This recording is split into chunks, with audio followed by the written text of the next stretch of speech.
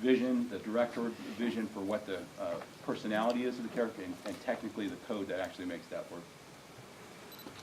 More rigging here. You do have guide hairs on things like the mustache, or if there's clothing, you'll have guide hairs for the animators to poke around on that. This is surfacing.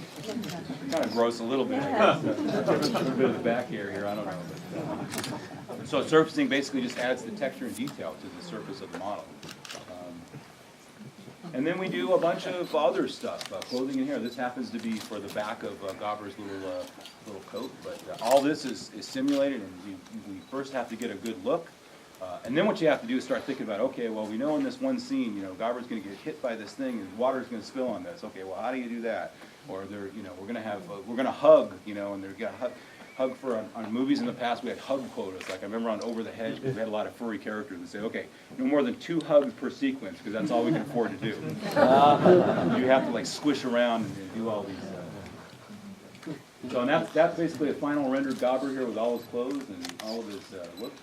And you have a rigged character. So now what you do is you have those storyboards, you give it to the animator, they perform those to the storyboards, they give them to the lighters, and 2 years later you basically have a film. So that's kind of the high level view. So what I'd like to do is just roll you're going to see the whole film in a little bit, and you're going to see it in 3D, which is much better than seeing it here in 2D. I want to show you that little sequence.